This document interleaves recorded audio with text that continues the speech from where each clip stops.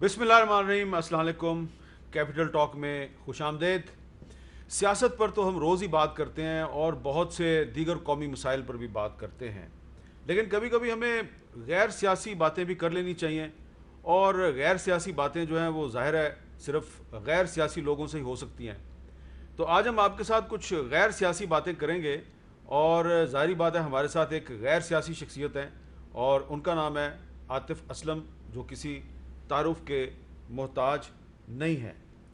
और आतिफ़ असलम साहब के साथ मुझे इतनी ज़्यादा बातें करनी है कि मुझे आज आप प्रोग्राम का टाइम जो है ये बहुत कम लग रहा है। और जो सबसे अहम बात मैंने उनसे करनी है वो ये करनी है कि पिछले दिनों कुछ लोगों ने मुझसे पूछा है कि कहीं आतिफ़ असलम साहब म्यूज़िक तो नहीं छोड़ने वाले। तो ये मैंने उनसे आज बात पूछनी है, लेकिन इसके अलावा भी आज बहुत सी बातें आतिफ़ असलम साहब से करनी है। और मज़ीद मैं लंबी तमहीद नहीं बांधता, सीधा मैं आतिफ़ असलम साहब के पास चलता हूँ। अस्सलाम वालेकुम आतिफ़ साहब। जी वालेकुम सलाम। आतिफ साहब, सबसे पहले तो ये बताएं कि ये कोरोना का अहद वबा है, तो इस अहद वबा में आपकी ज़िंदगी कैसे गुजर रही है? मेरी ज़िंदगी घर में गुजर रही है और बिल्कुल उतनी ही मुश्किल से गुजर रही है जितनी हम सब लोगों की गुजर रही है। बिकॉज़ नेचुरली आपके जब बच्चे होते हैं, फैमिली होती है, तो ऑफ कोर्स आप बाहर नहीं जा पाते हैं सही तरीके से। और बस ये कह लें कि मेरे लिए एक थोड़ी-सी एक ब्रेक मिल गई, बिकॉज़ पिछले 17 साल से मुझे कभी ब्रेक नहीं मिली थी। तो ये ब्रेक जो थी वो मेरे लिए बड़ी एक अल्हम्दुलिल्लाह कुछ कह लें कि एक क्रिएटिविटी वाइज जो थी वो एक अच्छी है। घर पे कुछ फोकस करने को मिला, कुछ रिकंस्ट्रक्ट करने को मिला, कुछ सोचने का वक्त मिला। तो आपने कोरोना की तकरीब कारी में से एक तामीर का पहलू निकाल के हमारे सामने रख दिया है, लेकिन ये बताएं कि आप आजकल क्या क्या एहतियातें करते हैं? वेल ऑफ कोर्स जब हम बाहर जाते हैं, आप अपना मास्क और जो हैंड सैनिटाइजर साथ लेके जाते हैं, अपने ग्लव साथ लेके जाते हैं। बोल तो आप निकलते ही नहीं है, अगर आपको बहुत ही कोई इमरजेंसी है तो इसलिए आप निकलते हैं, तो आप एहतियाती तदबीर साथ लेके जाते हैं। और वापस जब आते हैं तो अपने जूते, ग्लव्स जो है वो आप चेंज करके जो है अंदर आते हैं। तो बाहर के लिए जूता अलग होता है, अंदर के लिए अलग होता है, और घर आके फिर आप हाथ धोते हैं। और आप अवॉइड करते हैं कि आप जितना जितना ज़्यादा से ज़्यादा आप हाथ धो सकते हैं वहाँ पर। अच्छा, ये आपने मुझे एक ऐसी बात बताई है जिस पर मैं फ़ौरन अलर्ट हो गया हूँ कि बाहर के लिए जूता अलग होना चाहिए और अंदर के लिए जूता अलग होना चाहिए। ये काम अभी तक मैंने नहीं किया और यकीनन मेरे समेत बहुत से लोगों ने नहीं किया। तो ये आप बताएंगे कि जो यानी कि आप जो जूता बाहर इस्तेमाल करते हैं, जब आप घर की एंट्रेंस पे आते हैं तो एंट्रेंस पे वो जूता उतार देते हैं आप? बिल्कुल, बिल्कुल। और एंट्रेंस के साथ ही जो है दूसरा जूता पड़ा होता है जो अंदर के लिए इस्तेमाल होता है, ताकि कोई जरासीम जो है वो बाहर से अंदर ना आ सके। तो ये जापानीज़ कल्चर में तो पहले से ये बात है, लेकिन हमें जापानीज़ कल्चर जो है वो पाकिस्तान में थोड़ा सा इंट्रोड्यूस करने की ज़रूरत है। अब एक सवाल जो है वो बड़ा अहम है जी। कि ये जो वबा का दौर है, इस वबा के दौर में हमने आपकी एक अज़ान सुनी है, और माशाल्लाह बड़ी खूबसूरत अज़ान है, लेकिन ये अज़ान का ख्याल आपको कैसे आया? अ, बस कह लें कि हर तरफ जब आप टीवी भी देखते थे, जब आप किसी से सुनते थे, तो बस अंधेरा सही था। और कह लें कि मेरे दिल में एक ऐसी एक ख्वाहिश थी जो कि बड़े अरसे से थी। ख्वाहिश तो ये है कि खाना काबा में किसी तरीके से अज़ान दे सकूँ, इंशाल्लाह वो किसी ना किसी दिन पूरी होगी। लेकिन सिलसिला ये था कि कहा जो ये जाता था, मैंने सुना ये था कि नबी करीम सल्लल्लाहु अलैहि वसल्लम के ज़माने में जब ऐसी कोई आफ़ात आती थी, तो लोग अपनी छतों पे जाके अज़ान दिया करते थे।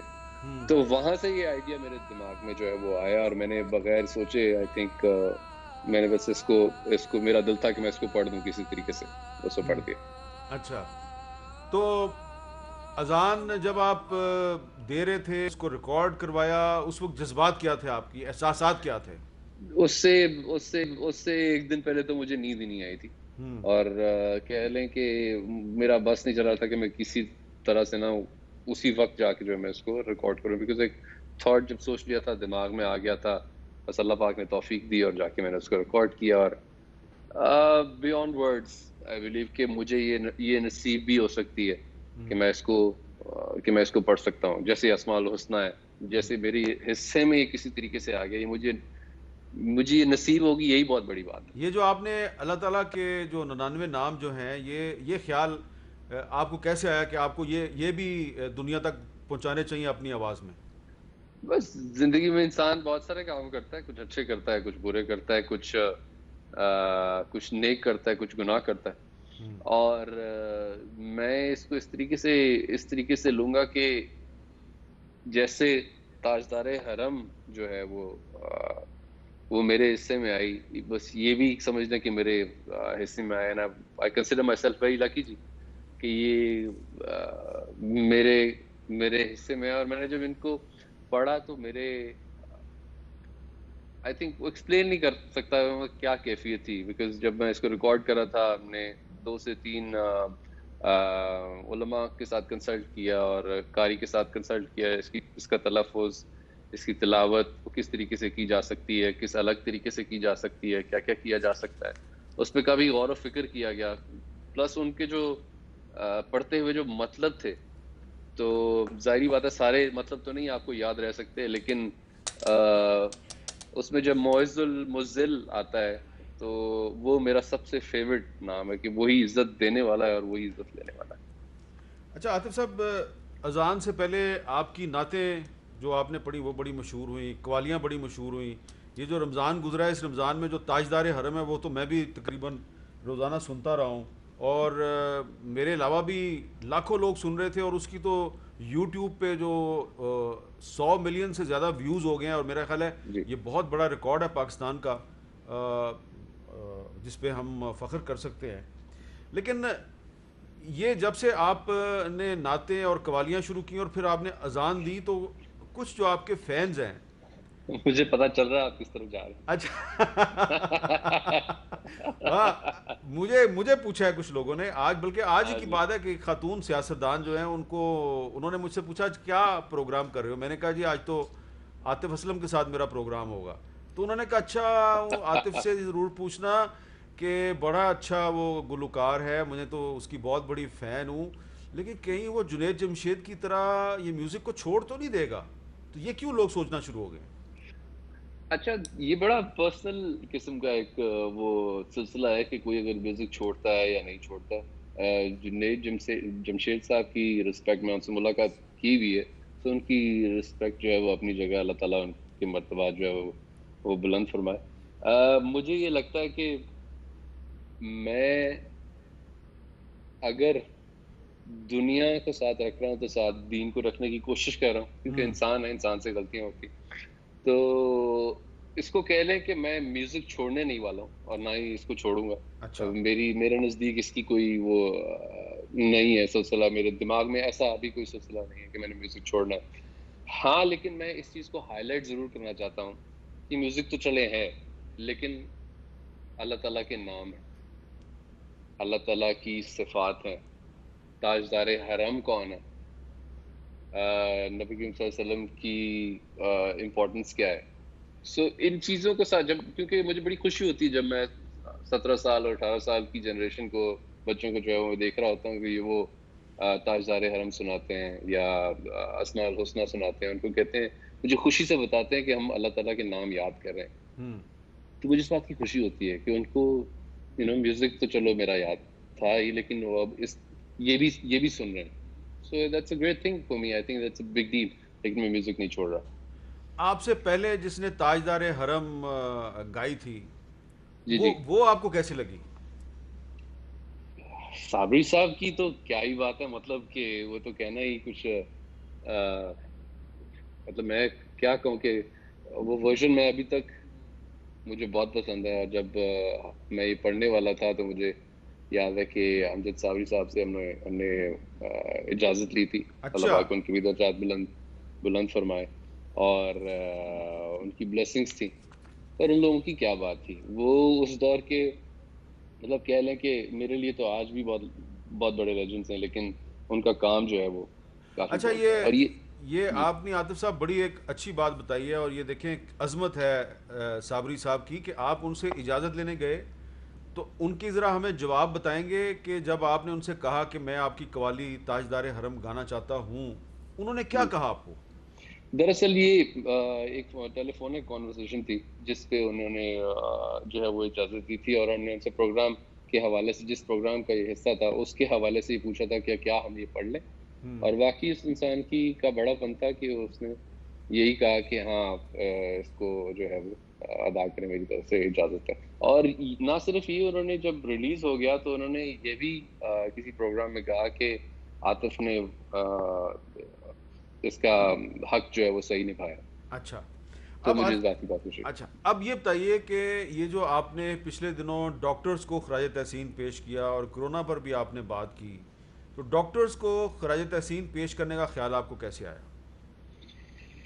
دیکھیں، ہمارے لیے جنگ لڑنے والے تو ایک وہ سپاہی ہیں جو سرحدوں پہ، اور دوسرے وہ اس وقت جو تمام پیشنٹس کووڈ پیشنٹس کا جو ہے وہ خیال رکھ رہے ہیں، یا کسی طریقے سے ان کو ٹھیک کرنے کی کوشش کریں. بیکاز دیکھیں وہ اپنی فیملیز چھوڑ کے جو ہے وہاں پہ آئے ہیں نا، ان کی بھی فیملیز ہیں، چاہتے تو وہ بھی گھر بیٹھ سکتے تھے، لیکن وہ اس وقت جو ہے وہ ایک بہت ہی امپورٹنٹ رول جو ہے وہ پلے کر رہے ہیں. اور میرے نزدیک I think we really needed to appreciate them, اور وہ بہت ضروری تھا. اچھا اب میں ایک اور سوال جو ہے وہ پچھلے دنوں میں نے دیکھا کہ پاکستان میں، انڈیا میں اور بھی مڈل ایسٹ میں کچھ لوگ آپ کی طرح گانے کی کوشش کرتے ہیں، یعنی کہ آپ کی کاپی کرنے کی کوشش کرتے ہیں، اور جی. بڑے نامی گرامی لوگ ہیں. تو اچھا. کیا وہ آپ سے پوچھتے ہیں جس طرح آپ نے امجد صابری صاحب سے پوچھا، کیا انہوں نے کبھی آپ سے پوچھا ہے؟ اور اگر نہیں پوچھا تو آپ کو غصہ نہیں آتا ان پہ؟ مجھے لگتا ہے یہ بڑے فخر کی بات ہے کہ کوئی انسان کسی کو کاپی کرنا چاہ رہا ہوتا ہے، اچھا. اور وہ اس طرح کا بننا چاہ رہا ہوتا ہے. کیونکہ بات یہ ہے کہ بنانے والا تو وہ ہے، اس کی ذات ہے، اور یہ عطا بھی اسی کی ہے، اسی نے دی ہوئی ہے. کوئی اس کو کاپی کرنا چاہتا ہے، کوئی کر پاتا ہے، کوئی نہیں کر پاتا، کوئی بن پاتا ہے نہیں. لیکن میری یہ سجیشن ان لوگوں سے ہوتی ہے کہ اپنا آپ مت چھوڑا کریں، خود سے جو بن سکیں اس کی کوشش کریں. کسی کی طرح بننے کی کوشش مت کیا کریں، مطلب اس کی چھاپ آپ جو ہے وہ آپ کے اوپر لگ سکتی ہے. تو لوگ بے وقوف نہیں ہیں، وہ سنتے ہیں، ان کو پتہ چلتا ہے کہ عاطف کس طرح گاتا ہے اور وہ کس طرح گاتا ہے. So I think they should be little careful, can I say. اچھا آپ نے کبھی آپ کسی ینگ سنگر کو آپ نے اس طرح سمجھایا یا کسی نے آپ سے اس طرح یہ گائیڈنس سیکھ کی ہے کہ کسی نے کہا سر میں آپ کی طرح گانا چاہتا ہوں، تو آپ نے جو بات مجھے کہی آپ نے اس کو اس طریقے سے سمجھائی ہے کہ ٹھیک ہے اچھا گانے کی کوشش کرو لیکن میری نقل مارنے کی کوشش نہ کرو؟ میں نے کہا، میں نے بہت دفعہ کہا. اچھا بہت دفعہ کہا ہے. تو بہت دفعہ کہا. تو کسی کو سمجھ آئی کہ نہیں آئی؟ آئی ان لوگوں کو سمجھ، لیکن وہ کیا، وہ بلکہ لیکن یہی سمجھتے رہے کہ یار یہ بڑا عجیب آدمی، ہم مطلب اس کی طرح گانے کی کوشش کر رہے ہیں اور یہ کہہ رہے ہیں کہ میری طرح مت گائے. اچھا لیکن تو شاید ہاں، اس کو سمجھ نہیں آئی، اس کو اس کو نہیں سمجھ آئی، اس کو اس بات کی سمجھ نہیں آئی، ہے نا، اس کو ابھی تک سمجھ نہیں آئی. اس کو ابھی تک سمجھ نہیں وہ ابھی تک باز نہیں آ رہا ہے. اگر وہ آئی، سن وہ رہا ہے ادھر تو ہی. سمجھ جائے کہ میں اس کا نام نہیں لے رہا، لیکن بھائی تو سمجھ جا یار، تو بالکل بھی اچھا نہیں لگتا. اچھا چلیں، یہ تو خیر میں نے ازراہ تفنن ایک لائٹر سی نوٹ پہ ایک وارننگ دی ہے، کسی کو دھمکی نہیں دی، وارننگ دی ہے، اور پیار بھری وارننگ ہے یار، سمجھ جا. اب یہ بتائیے کہ یہ جو 2020 ہے 2020، اس جی. میں کبھی آپ نے سوچا ہے، کوئی پلان کیا کیسا میوزک دینا ہے، اور یہ کرونا اور میوزک ساتھ ساتھ کیسے چلیں گے؟ بالکل 2020 میں بہت سارا میوزک آنے والا ہے انشاءاللہ. there will be a song that I'll be releasing انشاءاللہ in a couple of months. اگر یہ کورونا تھوڑا سا ہٹ جاتا ہے اور ہم نے ویڈیو شوٹ کرنے کا موقع مل جاتا ہے تو آئی تھنک وہ میں ریلیز کروں گا. اس کا ٹائٹل ہوگا رات، اور وہ میں انشاءاللہ ریلیز کروں گا. اور بھی بہت سارے جو سولو سانگز جو ہیں وہ آئیں گے انشاءاللہ by the end of this year. Corona میں کیا ہوگا میوزک کا، وہ آپ نے I'm sure دیکھ لیا ہوگا. سب لوگ جو ہے وہ آن لائن جا رہے ہیں، سب لوگ اس بارے میں بات کر رہے ہیں، لائیو پرفارمنسز کر رہے ہیں. لیکن آئی تھنک یہ ایک ایسا وقت ہے جہاں آپ اپنی کریٹیوٹی جو ہے نا اس پہ زیادہ جو ہے وہ بات کر سکتے ہیں، یا اس کو زیادہ نکھار سکتے ہیں، نئی کمپوزیشنز بنا سکتے ہیں. ہاں اس کو ریلیز کرنا البتہ ایک it will be a task. For that we'll have to wait, but as long as we focus on our creativity I think it will be much better right now. آپ مس نہیں کرتے کہ آپ اتنے بڑے کانسرٹ کرتے تھے، دنیا کے بڑے بڑے آپ شہروں میں جاتے تھے، Yeah. اور ابھی جو آپ نے شرٹ پہنی ہوئی ہے اس پہ بھی مجھے مینہٹن کی بلڈنگز نظر آ رہی ہیں، یہاں پر بھی آپ نے جا کے بڑے بڑے شوز کیے ہیں، لنڈن میں بھی آپ نے شوز کیے، تو مس نہیں کرتے آپ کے یہ کرونا کی وجہ سے جو گلوکاری بڑی مشکل ہو گئی ہے. اچھا اگر میں کہوں کہ میں مس نہیں کرتا تو غلط ہوگا. میں اچھا. بالکل مس کرتا ہوں، لیکن ڈیفینیٹلی میرے لیے جیسے میں نے پہلے عرض کیا کہ 17 سال میں کوئی بریک نہیں تھی میری زندگی میں. اور مجھے یاد ہے کہ میری وائف نے جو ہے نا، میرا لاسٹ جو برتھ ڈے گفٹ تھا وہ ایمریٹس کا پلین تھا اور چھوٹا سا ساتھ میں بنا ہوا تھا. تو وہ جو تھا وہ اسی لیے تھا کہ you're always on the go. تو کہہ لیں یہ وقت میرے لیے کچھ اس طرح سے ہے کہ مجھے موقع مل رہا ہے اپنے اوپر اس چیز کو ریکنسٹرکٹ کرنے کا کہ لائف میں اور چیزیں ہیں جو بہت زیادہ امپورٹنٹ. ہاں اس چیز کو البتہ میں اس چیز کی ریئلائزیشن مجھے ہوتی ہے، مس میں بہت کم کرتا ہوں. اس چیز کی ریئلائزیشن ضرور ہوتی ہے کہ کتنے کتنے بڑے وینیوز میں بجایا الحمدللہ، اور کیسے کیسے لوگوں سے ملا ہوں، کیسی کیسی باتیں کی ہیں، کیسی کیسی چیزیں ایکسپیرینس کی ہیں، کیسی کیسی لائف دیکھی ہے. سو جو گلیمرس لائف ہوتی ہے ٹھیک ہے. وہ اس بات کی ریئلائزیشن ہوتی ہے. مس نہیں کرتا ہوں، ریئلائزیشن ہوتی ہے. تو یہ جو آپ اس کرونا کے عہد وبا میں فیملی کے ساتھ جو قربت ہوئی ہے، تو ظاہری بات جی ہے آپ کی جو وائف ہیں، بھابھی جو ہیں ہماری، ان کے ساتھ آپ کی قربت میں مزید اضافہ ہوا ہے. کوئی ایسی کوالٹی کا پتہ چلا ہے آپ کو اس قربت کے دور میں، وبا کے دور میں آپ کی وائف کے اندر تھی جو آپ کو پہلے سے نہیں پتہ تھی لیکن اب پتہ چلا یار اس میں تو یہ کوالٹیز بھی ہیں؟ آئی تھنک کوالٹیز تو اس کی پہلے سے ہی مجھے بہت زیادہ پتہ تھی. ہاں یہ کہہ لیں کہ الحمدللہ پاس رہنے سے، ساتھ رہنے سے بانڈ جو ہے وہ اور زیادہ اسٹرانگ ہو گیا. اور میں یہ کہوں گا کہ ان کو بلکہ میری جو خامی ہے وہ پتہ چل گئی ہوں گی. اچھا. چلیں وہ دیکھیں بیویاں برداشت کرتی ہیں خاوندوں کی خامیاں، تو اس پہ بیویوں کو سلوٹ مارنا چاہیے کہ نہیں؟ ہاں بھائی ہم دونوں سلوٹ مار دیتے ہیں. چلے ہم دونوں مار دیتے ہیں. ہمیں دیکھ کے بہت سے لاکھوں خاوند باقی بھی سلوٹ مار دیں گے. نہیں وہ پہلے میری اس حرکتوں سے بڑے تنگ ہیں. وہ کہتے ہیں یار خواہ تو اتنے زیادہ مطلب امپورٹنس کیوں دے دیتا ہے، ہمیں پھر بیویوں سے جھاڑے سننا پڑ جاتی ہیں. اچھا چلیں. اچھا اب ذرا یہ بتائیں کہ میں نے ابھی ریسنٹلی آپ کی ایک ویڈیو دیکھی ہے، تو اس کے حوالے سے میں سوال کرنے لگا ہوں. یہ جو زونگ 4G کے ساتھ آپ کا پروجیکٹ ہے، جی اس کے کیا مقاصد ہیں، کیا آبجیکٹیوز ہیں؟ اس کا مقصد سب سے پہلے تو یہ ہے کہ ہمیں یہ بتانا تھا کہ پاکستان ایک ریزیلینٹ نیشن ہے، اور انشاءاللہ وہ بہت جلدی جو ہے وہ اس وبا سے جو ہے وہ نکلے گی، اور ہم سب جو ہے مل کے اس کا مقابلہ کریں گے. جس طریقے سے ہم نے مل کے مقابلہ کیا تھا جب زلزلہ آیا تھا اور باقی آفات آئی تھی. اس میں جو میجر امپورٹنٹ چیز تھی وہ یہ تھی کہ پاکستان کو ڈکلیئر کیا گیا تھا number 1 destination in the whole world for 2020. Tourism destination. جی بالکل ٹورزم ڈیسٹینیشن، بالکل ایسے ہی ہے.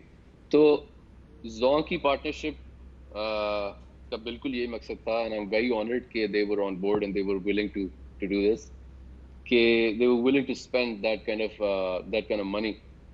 کہ we shot in the northern areas، اور وہاں پہ ہم نے پاکستان کی ایک فرق جو سائڈ ہے وہ دکھائی. دوسرا یہ کہ زونگ جو ہے وہ بیسکلی 4G ٹاورز کے حوالے سے نمبر 1 نیٹ ورک جو ہے وہ کنسیڈر کیا جاتا ہے، and they wanted to come out with that campaign. اور انہوں نے سوچا کہ کسی ایسے انسان کو جو ہے وہ ساتھ لینا چاہیے جو پرابلی اس چیز کو جو ہے وہ ٹھیک طریقے سے جو ہے وہ ڈلیور کر سکے اور پش کر سکے. سو دے وی کولیبریٹڈ ٹوگیدر، اور ایک گانے کی صورت میں ان کی ایک ٹیگ لائن تھی، ایک نیا خواب، اور وہ خواب یہی ہے کہ that we'll come out of this as a very strong nation انشاءاللہ. اچھا اب یہ ایک سوال پیدا ہوتا ہے کہ اس میں کوئی شک نہیں ہے کہ 2020 کے شروع میں پاکستان جو ہے وہ دنیا کی نمبر 1 ٹورزم ڈیسٹینیشن بن گئی تھی، اور انٹرنیشنل لیول پہ اس کو ریکگنائز بھی کر لیا گیا. جی اس کے بعد پھر انفارچونیٹلی ایک کرونا کا دور وبا شروع ہو گیا ہے. تو اب ایک طرف پاکستان جو ہے یہ دنیا کی نمبر 1 ٹورزم ڈیسٹینیشن ہے، دوسری طرف کرونا شروع ہو گیا ہے. تو عاطف اسلم صاحب جو ہے وہ دنیا کو کیا کہیں گے کہ اس کرونا کے دور میں آپ اپنے گھر سے نکلیں اور کس طرح پاکستان آئیں؟ یہ کرونا اور ٹورزم یہ ساتھ ساتھ کیسے چلیں گے؟ آئی تھنک obviously ہمیں انتظار کرنا ہوگا، لیکن نیچرلی اس وقت جو ہے وہ ٹی وی پہ آپ جو بھی دیکھ رہے ہیں وہ بہت نیگیٹیوٹی ہے. میں یہ نہیں کہہ رہا ہوں کہ وہ ایسا ہو نہیں رہا، لیکن آف کورس ایک رے آف ہوپ بھی کوئی چیز ہوتی ہے، روشنی بھی کوئی چیز ہوتی ہے، جس میں آپ نے اپنی نیشن کو بتانا ہوتا ہے کہ ہم نے بہت ساری آفات دیکھی ہیں اور ہم اس اللہ تعالیٰ نے ان میں سے ہمیں نکالا ہے. اور یہ بھی ایک ایسا وقت ہے، یہ بھی مشکل وقت ہے، لیکن انشاءاللہ اللہ تعالیٰ جو ہے ہمیں اس میں سے نکالے گا. سو میرا یہی مقصد ہے، بیکاز جب ہم بھی شوٹ کر رہے تھے تو ہم نے کورونا سے پہلے شوٹ کیا تھا. اچھا. اور وبا کے بارے میں of course we had no idea, but definitely we had to change it around. اور بس یہی مقصد ہے کہ بالکل صحیح ہے.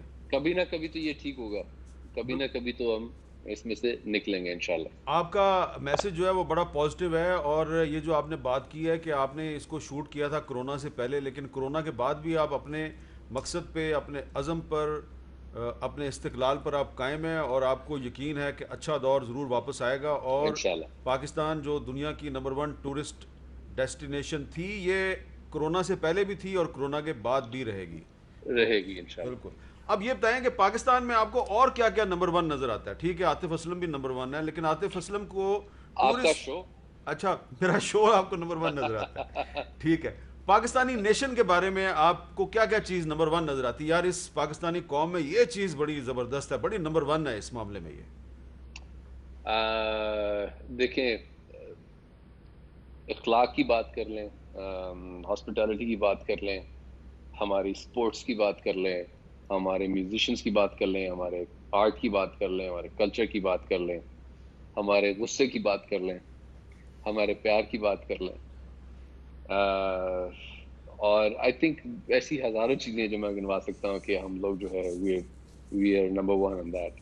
اور جب ہم کوئی ارادہ رکھتے ہیں کسی چیز کا تو آئی تھنک ہم اس کو پورا کر کے دکھاتے ہیں. یہ آپ نے بڑا ہی خوبصورت جواب دیا ہے، اور مجھے آپ نے اس جواب کے بعد مجھے کوئی اس معاملے میں سوال نہیں کرنا چاہیے، لیکن جواب آپ کا اتنا خوبصورت ہے. آپ نے کہا کہ یہ جو پاکستانی قوم ہے یہ پیار میں بھی بہت زبردست ہے اور غصے میں بھی بہت زبردست ہے. بالکل. تو یہ غصے میں زبردست ہونا اچھی بات ہے کہ بری بات ہے؟ نہیں، آف کورس غصے پہ تو قابو ہونا بہت بہت اچھی بات ہے. اچھا. لیکن غصہ آنا آف کورس نیگیٹو تھنگ، لیکن غصے میں کیوں ہے نمبر 1؟ مجھے لگتا ہے کہ بہت سارے لوگ جو ہے نا ابھی بھی یہ سمجھتے ہیں، صرف اس پرسپیکٹو کے بارے میں بات کر رہا ہوں، وہ ابھی بھی یہ سمجھتے ہیں کہ کرونا تو کچھ بھی نہیں ہے. ہاں. مطلب یہ تو صرف ایک بس ایک بنائی ہوئی بات ہے، مت ہے. میں فیس کر لوں گا، کروں کوئی ایسا مسئلہ ہی، کوئی بات ہی نہیں. تو ان لوگوں کے لیے یہ میری گزارش ہے کہ یہ کوئی مت نہیں ہے. آپ دیکھ ہی رہے ہیں دنیا میں کیا ہو رہا ہے، زندگی میں کیا ہو رہا ہے، پاکستان میں کیا ہو رہا ہے، ذرا کچھ خیال کریں. تو میں اس حوالے سے جو ہے نا اس کی بات کر رہا تھا کہ ان کو اگر آپ سمجھانے جائیں تو وہ تھوڑا سا غصہ ہو جاتے ہیں. وہ کہتے ہیں کہ آپ کون ہے جی، آپ کون ہے ہمیں سمجھانے والے، آپ پریچ کرنا بند کریں. نہیں، لیکن آپ نے یہ جس پیار بھرے انداز میں اپنے پاکستانی بھائی بہنوں کو، بزرگوں کو، بچوں کو سمجھانے کی کوشش کی ہے، تو یقیناً میرا خیال ہے آپ جس طریقے سے سمجھا رہے ہیں وہ سمجھ جائیں گے کہ بھائی آپ بہت انشاءاللہ زبردست لوگ ہیں. انشاءاللہ، آپ امید. مجھے تم سے پیار ہے. وہ بالکل آپ کا بالکل. وہ بول فلم تھی نا، اس میں آپ کا ایک گانا تھا، کیا تھا، مجھے اس کے ہونا تھا پیار، ہونا تھا پیار. ہونا جی تھا جی پیار. جی، بالکل تو آپ بالکل کو ایسے ہی. تو ان سے پہلے سے پیار ہے، ہونا نہیں ہے. آپ کو تو پہلے اس قوم سے پیار ہے، پاکستان سے پیار ہے، لیکن آپ ان کو سمجھا یہ رہے ہیں کہ پیارے بھائیوں اور بہنوں، اس کرونا وائرس نامی وبا کو دھوکہ مت سمجھو، یہ ایک حقیقت ہے. یہ کہہ رہے ہیں آپ. بالکل ایسا ہی، بالکل ایسا ہی، اور بالکل ایسا ہی. حقیقت کے مقابلے میں کے لیے آپ کو وہ احتیاط کرنی چاہیے جو میں بھی کرتا ہوں. بالکل ایسا ہی، بالکل ایسا اور ہی ہے. اسی لیے میں ناظرین آپ کو یہ بتانا چاہ رہا ہوں کہ یہ جو عاطف اسلم صاحب ہیں یہ اتنے محتاط ہیں کہ انہوں نے آج ہمارے کیمرے کو اپنے گھر کے اندر انٹر نہیں ہونے دیا. ہم ان کے ساتھ اسکائپ پہ بات کر رہے ہیں اور انہوں نے مجھے بھی مجبور کر دیا کہ میں بھی اب اسٹوڈیو میں آنے کی بجائے گھر سے بیٹھ کے اسکائپ پر بات کروں. اور یقیناً جو مینجمنٹ ہے وہ میری بات سن رہی ہوگی، میری مینجمنٹ. معذرت کے ساتھ، لیکن بس یہی ہے کہ کچھ پروٹوکالز ہیں جن کا خیال رکھنا چاہیے. اور اچھی میں بات ہے. آف کورس آپ کا پروگرام جو تھا وہ میرے لیے بڑا امپورٹنٹ تھا، مجھے بہت وہ کرنا نہیں، تھا، لیکن میں بڑے شوق سے دیکھتا میں آپ کی بات کو پازیٹیو سینس میں لے رہا ہوں کہ اگر آپ اسکائپ پہ بات کر سکتے ہیں ہوں. تو اور بھی لوگوں کو اسکائپ پہ بات کرنی چاہیے. یہ احتیاط کا دور ہے، احتیاط کرنی چاہیے. اور جیسے کہ عاطف اسلم صاحب کو 17 سال کے بعد ایک بریک ملی ہے، تو مجھے بھی اب چھوٹی سی ایک بریک لینی ہے، بہت چھوٹی سی معمولی سی بریک ہے. بریک کے فوراً بعد عاطف اسلم صاحب ہمارے ساتھ موجود ہوں گے اور ہم ان کو کوشش کریں گے کہ 17 سال نہیں کو 20-25 سال پیچھے لے جائیں. وقفے کے بعد دوبارہ ملتے ہیں.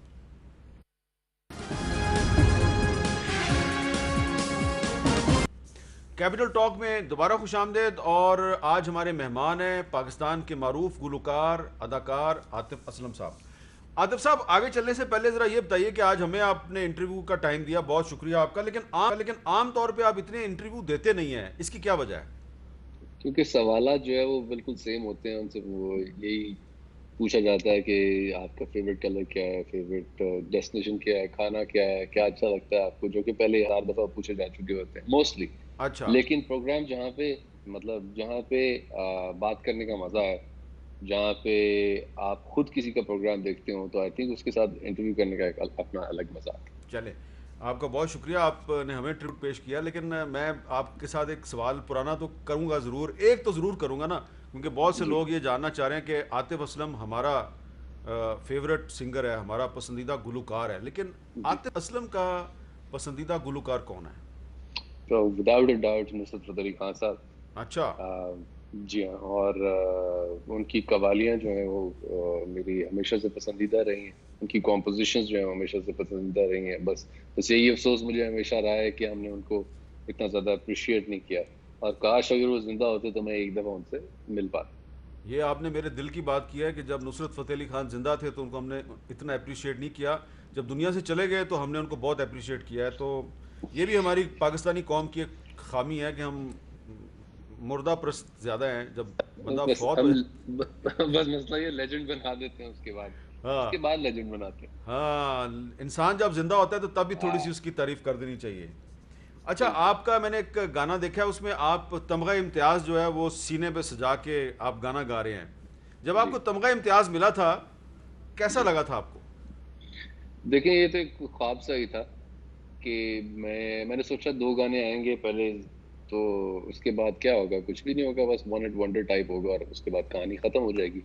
لیکن اللہ پاک جو ہے وہ شہرت اور عزت عطا کرتا گیا، اور میرے لیے بڑے فخر کا وہ سما تھا اور وہ موقع تھا. مجھے اتنی خوشی تب نہیں ہوئی تھی جب میں نے اپنی پہلی پے جو تھی اپنے والدین کو دی تھی، جتنی خوشی مجھے جب ہوئی تھی جب میں نے اپنے والدین کو اس تمغہ امتیاز والی سیریمنی میں جب میں ان کو لے کے گیا تھا ساتھ. اچھا، آپ کی ویسے پہلی پے کتنی تھی؟ 500 روپے. 500 روپیہ؟ ماشاء اللہ. 500 جی ہاں. روپیہ جب آپ نے اپنے والد صاحب کو یا والدہ کو دیا ہوگا تو بہت خوش ہوئے ہوں گے. اور جی بالکل. اچھا، اب یہ بتائیں کہ میں نے یہ بھی کیونکہ میرا کالم جو جنگ میں چھپتا ہے وہ کچھ بنگلہ دیشی اخباروں میں بھی شائع ہوتا ہے، تو میری جو بنگلہ دیشی لیڈرشپ ہے وہ مجھے کبھی کبھی پوچھتی ہے آپ کے بارے میں کہ یہ اچھا. جو عاطف اسلم ہے یہ بنگالی میں بھی گاتا ہے. آپ نے بنگالی ہاں میں جی. بھی گایا ہے؟ جی بالکل، میں نے گایا ہے بنگالی میں. 2 گانے میں نے بنگالی میں بھی تو گائے. اس کی تھوڑی بیک گراؤنڈ بتائیں گے کہ بنگالی میں آپ نے کیوں گایا؟ بنگلہ دیش کے کمپوزر سے بیسیکلی انہوں نے میرے سے رابطہ کیا اور انہوں نے کہا کہ آپ ہماری فلم کے لیے گائیں گے. میں نے کہا اگر آپ کانٹینٹ بھیج دیں گے اور مجھے اگر آپ بتا دیں گے کہ اس گانے کا مطلب کیا ہے تو اس کے بعد میں اس کو کنسیڈر کر سکتا ہوں. مجھے کمپوزیشن اچھی لگی، اس کا مطلب اچھا لگا، اور بس میں نے وہ گا دیا. چلیے، یہ بڑی اچھی بات ہے. اچھا، اب ذرا تھوڑا سا ہم آپ سے کچھ آپ کے بچپن کی تھوڑی سی باتیں کرنا چاہتے ہیں، جی کیونکہ لوگوں کو شاید یہ تو پتہ ہے کہ آپ وزیر آباد میں پیدا ہوئے تھے، وزیر آباد سے لاہور گئے، پھر آپ لاہور سے راولپنڈی آئے، پھر راولپنڈی سے واپس لاہور گئے. تو میں آپ سے جی. کہاں کی بات کروں، راولپنڈی کی بات کروں یا لاہور کی بات کروں؟ جہاں کی مرضی بات کریں. تو یہ جہاں کی بتائیں کہ مرضی بات کریں. یہ جو لاہور میں آپ وہ جو نرسری اسکول ہے وہاں میں آپ جب پڑھے تو اس زمانے میں آپ کیا بننا چاہتے تھے؟ آپ اس زمانے میں بھی گاتے تھے؟ نہیں، کرکٹر بننا چاہتا تھا. اچھا. ہاں جی. تو اور اس کو میں نے پرسو بھی کیا تھا انڈر 19 کی ایز اے فاسٹ بالر. میں اس میں سلیکٹ بھی ہونے والا تھا، بٹ میرے والدین نے کہا تھا کہ پڑھنا جو ہے وہ زیادہ ضروری ہے اور کھیلنا زیادہ ضروری نہیں ہے. او، سو اس کا مطلب ہے ٹپیکل اسٹوری. جی کہ آپ فاسٹ بالر بننا چاہتے تھے اور جی انڈر 19 ٹورنامنٹ کے لیے آپ نے ٹرائل بھی دے دیے، لیکن جی. والدین نے روک دیا، اور آپ اتنے سعادت مند تھے کہ آپ نے والد کی بات مان لی. میرا خیال ہے کہ وہ کہتے ہیں نا کہ والدین کی اگر آپ بات مان لیں تو آپ فائدے میں ہی رہتے ہیں. تو آج الحمدللہ آئی تھنک میں فائنل نہیں. تو جب آپ یہ سینٹ پال کیمبرج اسکول راولپنڈی میں آئے تو یہاں پہ بھی آپ کرکٹر ہی بننا چاہ رہے تھے یا کچھ اور بننا چاہ رہے تھے؟ یہاں پہ بھی میں کرکٹر ہی بننا چاہتا تھا. بڑا تھوڑا سا مس فٹ سا تھا اس میں، بیکاز والد صاحب کی ٹرانسفر ہوئی تھی لاہور سے پنڈی، تو وہ جو اسکول سسٹم تھا اس میں بہت زیادہ وہ تھا، کیا کہہ رہے ہیں کہ کلاس کا گیپ تھا. So which is why I think I was unable to sort of adjust in that. تو وہ میرے لیے ایک نئی کہانی تھی، اور میں نے پھر وہاں سے میرا فوکس جو تھا وہ ہٹنا شروع ہو گیا تھوڑا سا پڑھائی سے، اور میرا فوکس کرکٹ کی طرف زیادہ ہونا شروع ہو گیا. اور اس کے بعد پھر آپ واپس گئے divisional public school model town Lahore, اور ڈی پی ایس میں تو اتنی بڑی بڑی گراؤنڈیں ہیں، وہاں پہ کرکٹ کا بھی مزہ آتا ہے، فٹ بال کا بھی مزہ آتا ہے، ہاکی کا بھی مزہ آتا ہے. تو آپ صرف کرکٹ کھیلتے رہے یا کچھ اور بھی کھیلتے رہے؟ نہیں، میں کرکٹ ہی کھیلتا رہا. مجھے یاد ہے کہ مجھے گھر سے نکالنے آ جاتے تھے سارے، اور ان کی ٹیم جو تھی وہ میرے بغیر پوری نہیں ہوتی تھی. اچھا. اور جی was one of the greatest times. بہت مزیدار وقت تھا. ویسے میں نے بھی ڈی پی ایس لاہور کی جو گراؤنڈ ہے وہاں پہ بہت کرکٹ کھیلی ہے، اور کچھ کامن ہمارے وہاں پہ دوست دشمن بھی ہو سکتے ہیں، ان کا ذکر اس وقت مناسب ہمارے ایک ٹیچر تھے، بڑی ہمیں گالیاں دیتے تھے. اچھے الفاظ میں نہیں کر سکتے. اچھا چلے اس بات کو چھوڑ دیتے ہیں. اچھا آپ ذرا یہ بتائیں کہ آپ نے دنیا کے ایسے مقامات پہ جا کے پاکستان کو ریپرزینٹ کیا ہے، اور پھر پاکستان کے لیے آپ نے اعزازات بھی حاصل کیے ہیں، تو پاکستان سے باہر آپ کی زندگی میں ایسا کون سا لمحہ تھا جب آپ کو اپنے پاکستانی ہونے پہ بڑا فخر ہوا؟ ایسے بہت سارے واقعات ہیں، بہت سارے مومنٹس ہیں میری زندگی میں. جب پاکستان زندہ باد کے نعرے لگتے ہیں، جو میرا کانسرٹ پرفارم ہو رہا ہوتا ہے اس کے انٹرول میں، اور جب اسٹینڈنگ اویشن ملتی ہے مجھے تاجدار حرم پہ، سامنے ہر قسم کا بندہ بیٹھا ہوتا ہے، ہر طرح، ہر ملک، کہہ لیں کہ جس کو اردو ہندی سمجھ آتی ہے، اور کئیوں کو نہیں بھی سمجھ آتی، تو وہ جو ہے وہ بیٹھے ہوتے ہیں، اور وہ جو ہے وہ اس کے بعد اسٹینڈنگ اویشن دیتے ہیں. وہ مومنٹس میرے لیے بڑے امپورٹنٹ ہوتے ہیں. پھر ایسے بڑے بڑے وینیوز جہاں پہ جسٹن ٹمبرلیک جیسے پرفارمرز یا مائیکل جیکسن جیسے پرفارمرز نے پرفارم کیا ہوا ہے، ایسے وینیوز پہ پرفارم کرنا جو ہے وہ ایک میوزیشین کے لیے خواب ہوتا ہے. اور وہ آئی تھنک میں نے اس خواب کو الحمدللہ وہ جیا ہے. اور جب بھی میں مطلب پاکستانیوں کو وہاں دیکھتا ہوں، ایک جوش و خروش سے ان کا سینہ جو ہے نا وہ چوڑا ہو جاتا ہے، تو مجھے اس بات کی بڑی خوشی ہوتی ہے. there are a lot of moments. یہ جو لندن کا 02 ایرینا تھا، جب آپ وہاں پرفارم کر رہے تھے 2012 میں، تو کیسا لگا آپ کو؟ ہاں جی، یہ O2 ارینا میں کہہ لیں کہ کچھ اس طرح کی کہانی تھی کہ سونو نگم نے ساتھ پرفارم کرنا تھا، اور سم ہاؤ دی ادر وہ جو تھے وہ نہیں پرفارم کر سکے تھے، وہ نہیں آئے تھے شو پہ، کوئی ان کی کوئی گڑبڑ ہو گئی تھی. اور مجھے یہ کہا گیا تھا کہ آپ کو وہ جو ان کی پرفارمنس کا گیپ ہے وہ آپ کو ہی فل کرنا پڑے گا. اب وہ مطلب یوزلی ہم لوگ 2 گھنٹے 2.5 گھنٹے کی پرفارمنس ہوتی ہے، لیکن اس دن I had to perform for about 3.5 hours. سو ان کا جب گیپ مجھے فل کرنا پڑا، تو ایک تو مجھے بہت مزہ آیا، میری ٹیم پہ بہت مجھے خوشی ہوئی، اور اس کے بعد مجھے جو کامنٹس تھے نا وہ بڑے مزیدار سننے کو ملے. لکھا ہوا تھا کسی نے کہ we came as Sonu Nigam fans and we left as Atif Aslam fans. واہ، دوبارہ بولیں. We came as Sonu Nigam fans and we left as Atif Aslam fans. Atif Aslam فans. یا کیا بات ہے یار، اس سے بڑی پاکستانیوں کے لیے اور کیا اعزاز کی بات ہوگی. جی تو بالکل ایسے. ایک اور بھی کمپٹیشن ہے جس کے بارے میں مجھے یاد ہے کہ آپ نے دبئی میں ایک کمپٹیشن جو ہے اس میں پاکستان کا نام بلند کیا تھا، اس پہ بھی میں بات کروں گا ایک چھوٹے سے بریک کے بعد. جی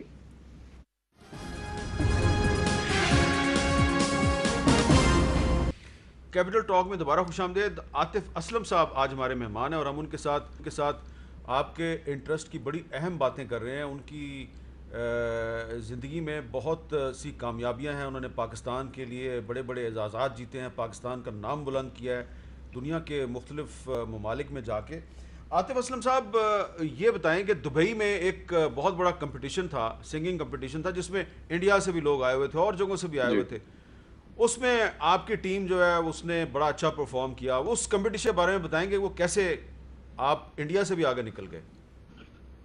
بس سمجھ لیں کہ ایک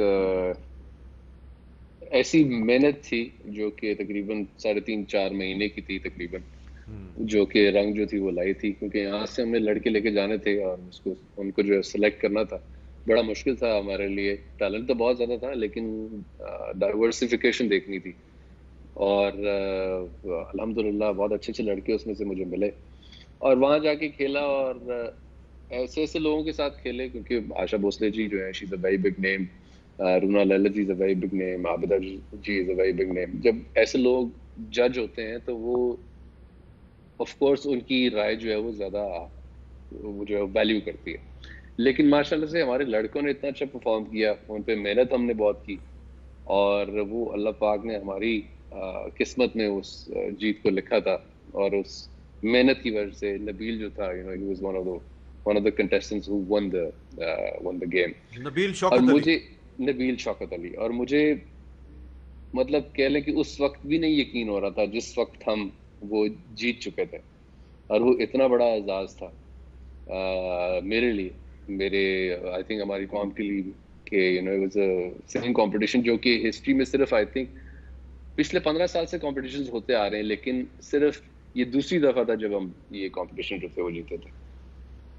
اور یہ آپ تھوڑا سا بتائیں گے کہ آشا بھونسلے جو کہ بہت بڑی ایک سنگر ہیں، جی تو انہوں نے جب آپ کے حق میں ووٹ دے دیا ہوگا اور بھی لوگوں نے دیا ہوگا، تو اس کے بعد کچھ انہوں نے آپ کے ساتھ بات چیت کی، کچھ آپ سے پوچھا انہوں نے کہ بھائی آپ ہم سے آگے نکل گئے، کیسے ہوا یہ؟ دراصل وہ ذرا سینئر تھی، تو میرے کچھ کامنٹس جو تھے ان کو پسند نہیں آتے تھے، بیکاز میں ذرا ایک بڑا بلنٹ قسم کا انسان ہوں. تو وہ شاید ان کو یہ لگتا تھا کہ میں کوئی بدتمیزی کر رہا ہوں. لیکن بعد میں آف دا ریکارڈ جب ان کا مجھے فون آیا تھا، جب انہوں نے ذکر کیا تو انہوں نے کہا کہ ہاں you were right about every thing. اور کہتی ہیں کہ میری بیٹی کہتی ہے مجھ سے کہ ماما آپ کیا اس لڑکے کے ساتھ لڑائی کرتی رہتی ہیں، اتنا ہینڈسم لڑکا ہے، آپ کو سمجھ نہیں آتی، آپ کو پتہ نہیں چلتا اب وہ صحیح کہہ رہا ہوتا ہے. So it was very nice of her to اچھا. actually share this with me as well. ہاں. It was very kind of her. اتنی بڑی سٹار ہے، اتنی بڑی لیجنڈ، بٹ دین اگین ان کے ساتھ بات کرنے میں اور مذاکرات کرنے میں ایک الگ ہی مزہ تھا، اور ان سے سیکھنے کو بہت کچھ ملا تھا. اور پھر عابدہ جی بھی تھی وہاں پہ، تو وہ تو ایک ویسے ہی ان کی تو کیا ہی بات ہے. آپ لگتا ہے عابدہ جی کے بہت بڑے فین ہیں آپ؟ میں بالکل ہوں، ان کا بہت بڑا مداح ہوں. اچھا. اب اتنی ہم نے آپ سے باتیں کر لی ہیں تو یقیناً آپ کو یہ تو پتہ ہی ہے کہ اگر میں نے اب آپ کو یہ فرمائش نہ کی کہ کوئی اچھی سی اپنی پسندیدہ چیز خود ہی ہمیں سنا دیں، تو جو بہت سے آپ کے ویورز ہیں اور فین ہیں وہ مجھے بعد میں کوستے رہیں گے، تو مجھے ان کے شکوے شکایت سے بچانے کے لیے کچھ آپ مہربانی کریں گے کچھ آخر میں؟ اچھا اچھا، میں ہلکا سا جو ہے استائی پڑھ دیتا ہوں خاص سارے رکھی. ہاں. کوئی اپنا نہیں غم کے مارے ہم، آپ کے در پہ فریاد لائے ہم، ہو نگاہ کرم ورنہ چوکھٹ پہ ہم آپ کا نام لے لے کے مر جائیں گے، تاجدار حرم. واہ جی واہ. اب ایک میں آخر میں آپ سے یہ پوچھنا چاہوں گا کہ یقیناً آپ دعا تو مانگتے ہوں گے اللہ تعالیٰ سے، جی تو اس میں تاجدار حرم بھی آتا ہے، اس میں نگاہ کرم بھی آتی ہے. تو یہ جو دور وبا ہے، اس دور وبا میں آپ اللہ تعالیٰ سے کیا دعا مانگتے ہیں؟ کوئی ایسی آپ اپنی دعا ہمارے ساتھ شیئر کرنا چاہیں گے جس میں کہ آپ نگاہ کرم کی درخواست کر رہے ہیں؟ بالکل کچھ اس طرح سے یہ کہ ہوتی ویسے بڑی پرسنل، لیکن اس میں بتاتا ہوں آپ کی بہت، مجھے ایسا لگتا ہے کہ میں ہمیشہ ایک دعا میری جو ہے وہ ضرور ہوتی ہے، وہ یہ ہوتی ہے کہ کسی طریقے سے چاہے مجھے کسی سے ریکویسٹ کرنا پڑے، میں اس انسان کا بہت بڑا، میں ساری زندگی اس انسان کے لیے کام کرنے کے لیے تیار ہو جاؤں گا اگر وہ میری سفارش کر دے اس چیز کے لیے کہ میں خانہ کعبہ میں کسی طریقے سے اذان دے سکوں. اچھا. اور آئی نو یہ بہت بڑی بات ہے، بٹ وہ سعادت جو ہے وہ اس سے بھی بڑی ہے. وہ سعادت جو ہے وہ اس سے بھی بڑی ہے. سو میرا وہ ایک خواب سا ہے، میری ایک زندگی کا ایک بڑا امپورٹنٹ حصہ اس کے ساتھ گزرا ہے. میرا زندگی کا بہت امپورٹنٹ حصہ درود پاک کے ساتھ گزرا ہے الحمدللہ. تو وہ ایک کنیکشن، ایک لا جو ہے وہ، ایک جستجو جو ہے وہ لگی ہوئی ہے اور وہ رہے گی. اور یہ دعا کا حصہ ضرور ہے کہ ہمیں اس وبا سے کسی طریقے سے نکالا جائے اور ان لوگوں کے لیے آسانیاں پیدا کی جائیں. اللہ تعالیٰ ان لوگوں کے لیے آسانیاں عطا فرمائے جن لوگوں کے لیے دو وقت کی روٹی جو ہے وہ بیسیکلی مشکل ہوگی ہے کمانا. سو these are tough times. Atif صاحب، مجھے اتنی خوشی ہوئی ہے اور اتنا مجھے آپ پہ فخر ہوا ہے جو آپ نے اتنی پرسنل اپنی دعا ہمارے ساتھ شیئر کی ہے. اور جیسے ہی آپ نے یہ دعا اور اپنی یہ خواہش ہمارے ساتھ شیئر کی ہے کہ آپ کے دل میں یہ ایک خواہش چھپی ہوئی ہے کہ اللہ تعالیٰ آپ کو یہ اعزاز دے کہ خانہ کعبہ میں آپ کو اذان دینے کی سعادت حاصل ہو، جیسے ہی آپ کی زبان سے یہ الفاظ ادا ہوئے ہیں تو میرے دل سے دعا نکلی ہے کہ یا اللہ اس دعا کو، اس خواب کو حقیقت بنا دے. اور میرے ساتھ ساتھ آپ کے لاکھوں کروڑوں لوگ جنہوں نے یہ آپ کی زبان سے یہ الفاظ سنے ہیں وہ بھی آپ کے لیے دعا کریں گے آج سے کہ اللہ تعالیٰ آپ کی اس خواہش کو حقیقت بنا دے کہ آپ کو خانہ کعبہ میں اذان دینے کی سعادت حاصل ہو. اور جس دن آپ کو یہ سعادت انشاءاللہ حاصل ہوگی تو آپ ہم سب کے لیے اور پاکستان کے لیے دعا بھی ضرور، کریں گے. انشاءاللہ اللہ تعالیٰ آپ کی زبان جو ہے مبارک فرمائے. اچھا، اور اب آخر میں پاکستان کے نوجوان جن کی بہت بڑی اکثریت آپ کی فین ہے، ان پاکستان کے نوجوانوں کے لیے اس عہد وبا میں آپ کا کیا پیغام ہے؟ میرا یہی پیغام ہے کہ جتنا اپنا خیال رکھ سکیں، ابھی دوستیوں کو فی الحال جو ہے وہ تھوڑا سا اوائڈ کریں کہ آپ کو باہر جانا جو ہے وہ، جس کے لیے آپ کو باہر جانا پڑتا ہے، اور اس کے ذریعے آپ جو ہے وہ فون سے رابطہ کرنے کی کوشش کریں، ان کی خیریت معلوم کرتے رہیں. لیکن آپ اگر محفوظ ہوں گے تو آپ کے گھر والے محفوظ ہوں گے. آپ اگر محفوظ ہوں گے تو والدین جن کی عمر 50 سے زیادہ ہے یا جو بھی ہے، جتنے بھی بچے ہیں آپ کے گھر میں، وہ محفوظ ہوں گے. اور ہم سب اگر محفوظ ہوں گے تو پاکستان محفوظ ہوگا، اور پاکستان محفوظ ہوگا تو ہم بہت ترقی کر سکتے ہیں. بہت بہت شکریہ عاطف اسلم صاحب، آپ نے ہمارے ساتھ بہت اچھی گفتگو کی. اور آخر میں عاطف اسلم کا قوم کے لیے اور خاص طور پہ نوجوانوں کے لیے یہ پیغام ہے کہ اپنے آپ کو کرونا وائرس سے محفوظ رکھیں. آپ محفوظ رہیں گے تو آپ کا خاندان محفوظ رہے گا، آپ اور آپ کا خاندان محفوظ رہے گا تو پاکستان محفوظ رکھے گا. اس لیے کرونا وائرس کا ہم نے مقابلہ کرنا ہے، اس سے ڈرنا نہیں، لڑنا ہے، لیکن لڑنا ہے بہت سوچ سمجھ کے اور احتیاط کے ساتھ. حامد میر کو اجازت دیجیے، اللہ حافظ.